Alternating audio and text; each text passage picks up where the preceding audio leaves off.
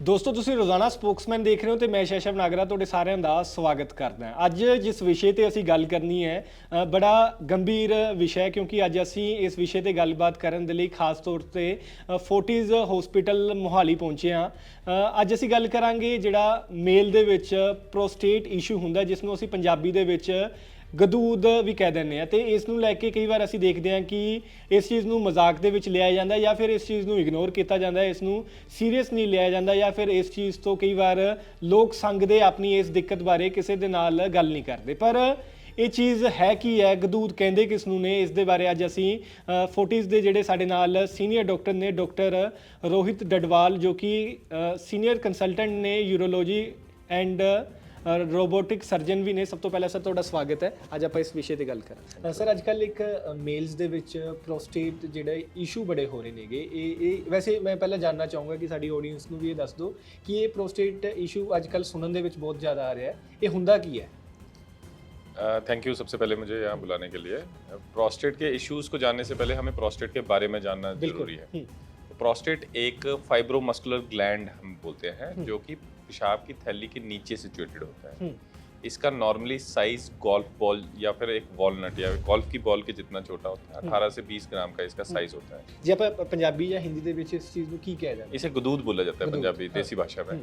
तो गदूद का साइज जो है वो 18 से 20 ग्राम का नॉर्मली होता है और ये हर मर्द में पाया जाता है। इसका काम होता है, it's an accessory sex organ, ये फर्टिलिटी में काम करती है, बच्चे पैदा करने में इसका सहायता होती है। इसके पेशाब का रास्ता जिसे यूरेथ्रा बोलते हैं वो पेशाब की थैली को लिंकित होते हुए पेशाब को बाहर का कनेक्शन होता है एक। तो वो यूरेथ्रा जो पाइप है जो पेशाब को बाहर लेके जाती है वो प्रोस्टेट के बीच से निकलता है, राइट। उम्र के साथ क्या होता है कि शरीर में हर चीज डिग्रेड होती है, बाल कम हो जाते हैं, नजर कमजोर हो जाती है, स्किन खराब हो जाती है, बट एक ही चीज है शरीर में जो कि आगे बढ़ती है जो है प्रोस्टेट। तो प्रोस्टेट जैसे बाहर जब बढ़ेगी तो बाहर को भी बढ़ेगी और अंदर को भी बढ़ेगी। तो जब अंदर को बढ़ती है तो पेशाब के रास्ते को बंद कर देती है जिससे हमें सिम्टम्स वगैरह आना शुरू हो जाते हैं। ਸਰ ਇਸ ਦੇ ਵਿੱਚ ਜਿਹੜਾ ਇਸ਼ੂ ਹੈ ਜਾਂ ਪ੍ਰੋਸਟੇਟ ਨੂੰ ਲੈ ਕੇ ਕਈ ਵਾਰ ਮੇਲ ਦੇਖਿਆ ਜਾਂਦਾ ਹੈ ਕਿ ਇਸ ਚੀਜ਼ ਨੂੰ ਅਵੋਇਡ ਵੀ ਕਰਦੇ ਨੇ ਕਿਉਂਕਿ ਇਸ ਚੀਜ਼ ਨੂੰ ਕਈ ਵਾਰ ਹਾਸੋਹੀਣਾ ਜਾਂ ਇਸ ਨੂੰ ਮਜ਼ਾਕ ਦਾ ਚੀਜ਼ ਮੰਨਿਆ ਜਾਂਦਾ ਜਾਂ ਸ਼ਰਮ ਦੀ ਚੀਜ਼ ਮੰਨਿਆ ਜਾਂਦਾ। बहुत अच्छा टॉपिक आपने चुना है। देखिए अनफॉर्चुनेटली हमारे यहाँ सोशल टैबू इतना है, आई डोंट नो व्हाई, क्यों ऐसी चीज़ है। क्योंकि वेस्ट में दे सीक हेल्प, एकदम से वो हेल्प लेने चले जाते हैं अगर कोई भी दिक्कत हो। भगवान ने शरीर बनाया तो उसी के साथ उसकी बीमारियां भी होती है। तो हर चीज़ का इलाज है अगर हम टाइम से उसको देखें। तो मैं नहीं मानता कि पेशाब से रिलेटेड बीमारियों के बारे में शर्म करने की या फिर कोई टैबू या फिर दिमाग में रखने की, या फिर मेरे पास पेशेंट्स आते हैं वो बोलते हैं कि अब तो मेरी उम्र हो गई है, 70 साल का हो गया, ये बीमारियां तो होनी ही है। उनको हम ट्रीटमेंट देते हैं, सर्जिकल नॉन सर्जिकल जो भी इंडिकेटेड होता है। उसके बाद पेशेंट्स मेरे पास खुद आके बताते हैं कि अब हमारा यूरिन का फ्लो, यूरिन की प्रॉब्लम सारी खत्म हो गई है, यूरिन का फ्लो वैसा है जैसे हम 30s या 40s में थे। हम 30 साल या 40 साल की उम्र में जैसा फ्लो होता था वैसा फ्लो। ਅੱਛਾ ਸਰ, ਇਹਦੇ ਸਾਈਨ ਕੀ ਹੁੰਦੇ ਨੇਗੇ ਜੇ ਮੰਨ ਲਓ ਕਿਸੇ ਨੂੰ ਪ੍ਰੋਸਟੇਟ ਦੀ ਕੋਈ ਇਸ਼ੂ ਹੈ ਤਾਂ ਇਸ ਦੇ ਸਾਈਨਸ ਕੀ ਹੁੰਦੇ ਨੇ ਕਿ मतलब ਕਿੱਦਾਂ ਉਹ ਬੰਦਾ ਆਪ ਇਸ ਚੀਜ਼ ਨੂੰ ਮਹਿਸੂਸ ਕਰ ਸਕਦਾ ਕਿ ਮੈਨੂੰ ਇਹ ਦਿੱਕਤ हो रही है? देखिए जैसे मैंने बताया कि प्रोस्टेट के बीच से पेशाब का रास्ता जाता है, एक टनल है जो पेशाब प्रोस्टेट के बीच, जैसे उम्र बढ़ती है वो पेशाब का रास्ता दबाने लग जाती है प्रोस्टेट, क्योंकि वो बढ़ती है तो पेशाब के रास्ते को दबाएगी। पेशाब के रास्ते को दबाएगी तो हमारा सबसे पहली चीज क्या होती है, पेशाब का फ्लो कम हो जाता है, रुक रुक के पेशाब आना, पेशाब एक बारी में खाली ना होना, इंटरमिटेंसी जिसे बोलते हैं, बार बार जाना, क्योंकि एक बारी में खाली नहीं होगा तो बार बार जाएगा, बार बार वो पेशाब की थैली भर जाएगी। रात को बार बार उठना, करने के बाद बूंद बूंद करके टपकना, पेशाब की धार का कमजोर होना, ये सारी चीजें होती है। ये सारी चीजें इन सबको इकट्ठे होकर कहते हैं LUTS, lower urinary track symptoms, की पेशाब की थैली के नीचे का जो ट्रैक है उसके सिम्टम्स बोला जाता है। ਇਹਦੇ ਕਾਰਨ ਕੀ ਸਿਰਫ ਏਜ ਫੈਕਟਰ ਹੁੰਦਾ ਜਾਂ ਇਸ ਦੇ ਕੋਈ ਹੋਰ ਵੀ ਕਾਰਨ ਹੁੰਦੇ ਨੇ? जी, तो प्रोस्टेट की दिक्कतें कई तरह की हो सकती है, बट हम उसको 3 भागों में डिवाइड करते हैं। पहली तो जैसे मैंने बताया उम्र के साथ जो बढ़ती है उसे बिनाइन प्रोस्टेटिक हाइपरप्लेजिया बोलते हैं, BPH, जो कि नॉन कैंसरस एनलार्जमेंट है जो सब में होनी है। दूसरी होती है इन्फेक्शन, जो कि BPH के साथ भी हो सकती है या फिर कोई एक्सटर्नल सोर्स के द्वारा प्रोस्टेट के अंदर इन्फेक्शन, उसे प्रोस्टेटाइटिस बोलते हैं। प्रोस्टेटाइटिस दो तरह की होती है, या तो एकदम से आए और जाए उसे एक्यूट बोलते हैं, और एक जो बहुत लंबे टाइम तक जिसका ट्रीटमेंट चलता है, 2 महीने से ज्यादा अगर चल जाए तो उसे क्रॉनिक प्रोस्टेटाइटिस बोलते हैं। ये इन्फेक्शन होगी, नॉन कैंसरस एनलार्जमेंट। तीसरा एक स्मॉल सबसेट है जो कि कैंसरस एनलार्जमेंट, कैंसर की वजह से जो फैल जाती है, प्रोस्टेट बड़ी हो जाती है, उसे प्रोस्टेट कार्सिनोमा बोला जाता है। How common is it? Prostate cancer मर्दों में होने वाला सबसे ज्यादा कॉमन कैंसर है।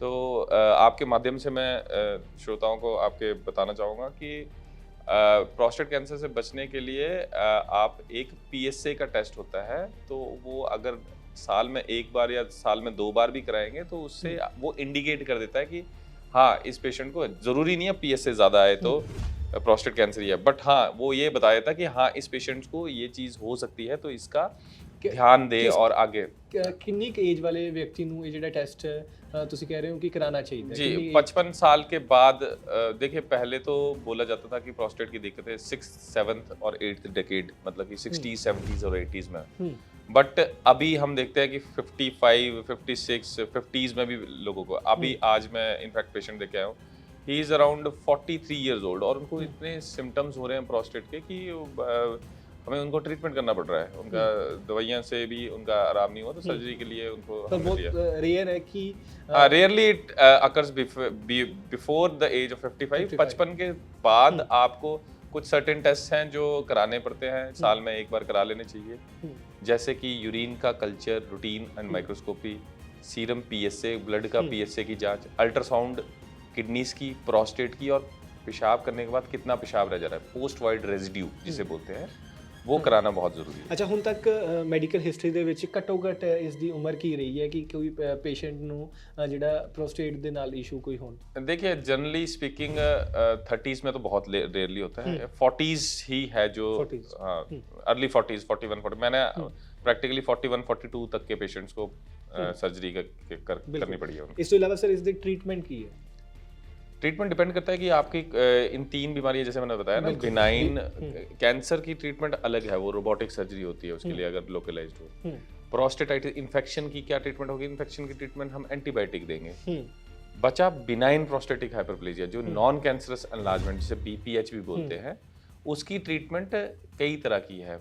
पहले तो हम मेडिकेशंस देते हैं, दवाइयाँ देते हैं, दवाइयों से अगर पेशेंट ठीक है तो फिर उन्हें दवाइयों पे कंटिन्यू करते हैं। अगर दवाइयों से पेशेंट ठीक नहीं है या फिर कुछ एब्सोल्यूट इंडिकेशंस फॉर सर्जरी होती है, जैसे कि प्रोस्टेट की वजह से किडनी खराब हो रही है, पेशाब की थैली खराब हो रही है, प्रोस्टेट की वजह से बार बार इन्फेक्शन हो रही है, प्रोस्टेट की वजह से पेशाब रुक गया और नली डालनी पड़ी, प्रोस्टेट की वजह से ब्लीडिंग बहुत ज़्यादा हो रही है, ये सारी चीज़ें अगर आए तो उस केस में हमें सर्जिकल इंटरवेंशन लेनी। अच्छा, ਇਸ ਤੋਂ ਇਲਾਵਾ ਸਰ ਜਿਸ ਤਰੀਕੇ ਨਾਲ ਤੁਸੀਂ ਦੱਸਿਆ ਕਿ 3 ਕੈਟੇਗਰੀਜ਼ ਦੇ ਵਿੱਚ ਤੁਸੀਂ ਇਸ ਚੀਜ਼ ਨੂੰ ਜਿਹੜਾ ਮੈਡੀਕਲ ਟਰਮਸ ਨੇ ਡਿਵਾਈਡ ਕੀਤਾ ਹੈ, ਜਿਸ ਦੇ ਵਿੱਚ ਇੱਕ BPH ਵੀ ਹੈ, ਜ਼ਿਆਦਾ ਜੇ ਕੇਸਿਸ ਇਹਨਾਂ ਦੇ ਵਿੱਚੋਂ ਕਿਹੜੇ ਹੁਣ ਤੱਕ ਜਿਹੜੇ ਪਾਏ ਗਏ ਨੇ?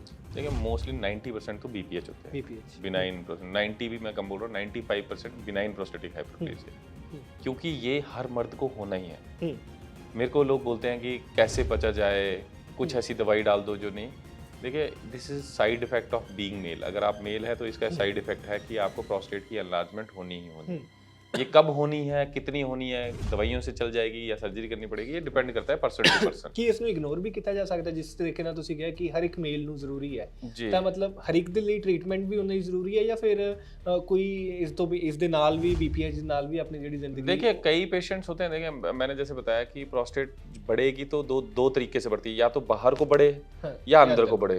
अंदर को बढ़ेगी पेशाब के रास्ते। कई मेरे पास पेशेंट्स आते हैं जो जिनकी 60, 70 ग्राम की प्रोस्टेट पहुंच चुकी है, बट उनको यूरोलॉजिकल सिम्टम्स नहीं है, फ्लो ठीक है और PSA ठीक है और कोई सिम्टम नहीं है, तो मैं उनको दवाइयाँ भी नहीं देता। बट हाँ, इन द मीन टाइम कई पेशेंट आते हैं जिनकी 30-32 ग्राम की प्रोस्टेट है, 28 ग्राम की प्रोस्टेट है, बट सिम्टम है, तो उनमें ट्रीटमेंट करना पड़ता है, because it's not the overall size of the prostate. Prostate का साइज, गदूद का size is no indication for surgery और मेडिकेशन। ये सिम्टम्स हमें बताते हैं। बिल्कुल। ਇਸ ਤੋਂ ਇਲਾਵਾ ਸਰ ਜੇ ਮੈਂ 40s ਦੀ ਗੱਲ ਕਰਾਂ ਤਾਂ 40s ਕੋਲੇ ਕੀ ਬਾਕੀਆਂ ਦੇ ਨਾਲੋਂ ਵੱਖਰਾ ਇਲਾਜ ਹੈ? ਕਿਉਂ 40s ਬੈਸਟ ਹੈ? ਕਿਉਂ ਜੇ ਮੰਨ ਲਓ ਕਿਸੇ ਨੂੰ प्रोस्टेट ਨੂੰ ਲੈ ਕੇ ਕੋਈ ਇਸ਼ੂ ਹੈ, ਉਹ 40s क्यों आ गई? देखिए 40s का मैं इसलिए आपके माध्यम से जनता को बताना चाहता हूँ कि because we have got every sort of treatment in our armamentarium. हर तरह का ट्रीटमेंट हमारे पास अवेलेबल है। लेज़र से ट्रीटमेंट हमारे पास अवेलेबल है, हमारे पास रोबोटिक सर्जरी अवेलेबल है जो बहुत ही बड़ी प्रोस्टेट हो जाए उसके लिए, और दवाइयों से तो हर जगह पे आप वो कर सकते हैं। एक बहुत ही यूनिक ट्रीटमेंट हम लेके आए हैं जिसे वाटर वेपर थेरेपी बोलते हैं।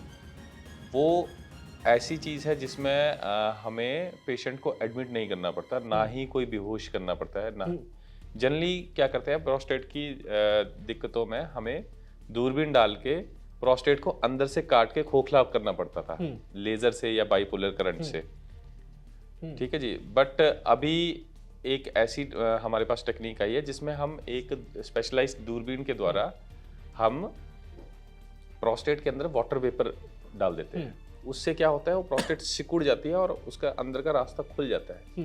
तो फोर्टिस को लिए यूनिक जी, कह सकते हैं। ये यूनिक चीज़ फोर्टिस के पास अवेलेबल है। नॉर्थ इंडिया में I was the first one जो इसको लेके आए थे। इस वक्त इंडिया में सबसे ज़्यादा केसेस हमने ही किए हैं, मतलब फॉर्चुनेटली अभी तक तो सबसे ज़्यादा केसेस हमारे हैं।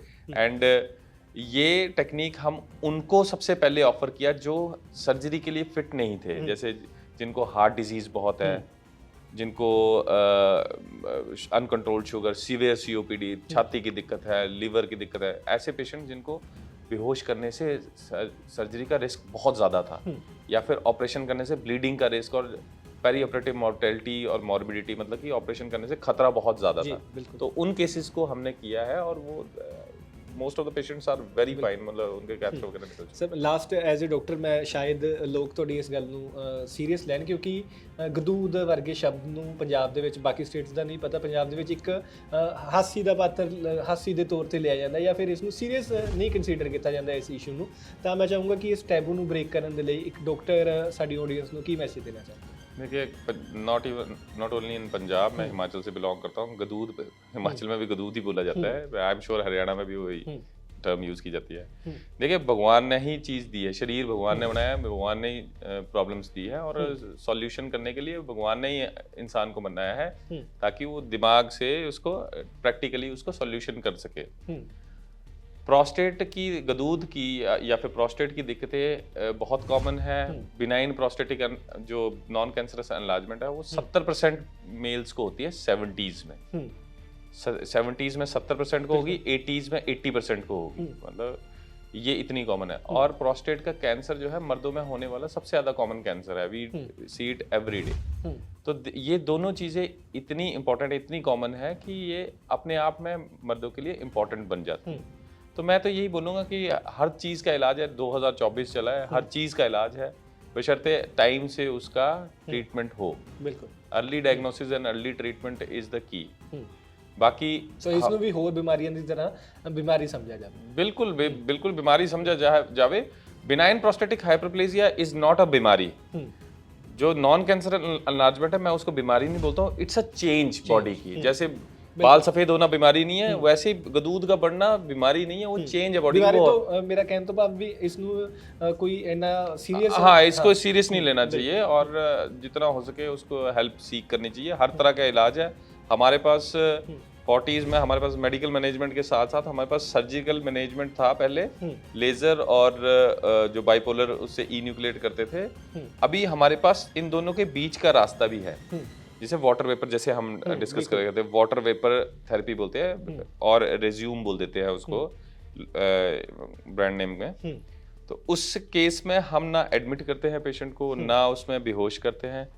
उस केस में पेशेंट्स को वो आते हैं, इट टेक्स हार्डली 5 मिनट्स। मैं 5 मिनट में ऑपरेशन कर देता हूँ अंडर लोकल एनेस्थीसिया, कोई एनेस्थीसिया की जरूरत नहीं। रिकवरी में कितना टाइम? पेशेंट उसी टाइम छुट्टी चला जाता है, हाँ उसी टाइम घर पे जाता है। कोई किसी तरह के खाने पीने को बंद करने की जरूरत नहीं है, खाना खा के आए।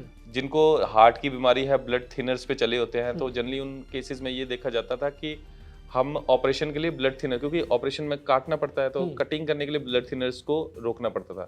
तो उस केस में हार्ट की दिक्कत होने की चांसेस बहुत बढ़ जाते थे। अच्छा, खून पतला होता था तो ब्लीडिंग होने के चांसेस बहुत जाते थे। तो इस केस में हमें ब्लड थिनर्स को बंद करने की जरूरत नहीं है। आप आएंगे मेरे पास, most of the patient, 80% of the patients जो मैंने किए हैं वो ब्लड थिनर्स पे थे, तो वो करवाए और आए और they are totally fine. 70% of the patients को तो ऐसे बोला गया था कि आपका कुछ नहीं हो सकता, आप नली पे रहिए, क्योंकि आपको बेहोश करने में रिस्क बहुत ज़्यादा है। बिल्कुल। ऐसे केसेस को हमने बिना बेहोश किए ऑपरेट किया एंड पेशेंट्स के they are all fine. Thank you so much sir. Thank you ji, thank you.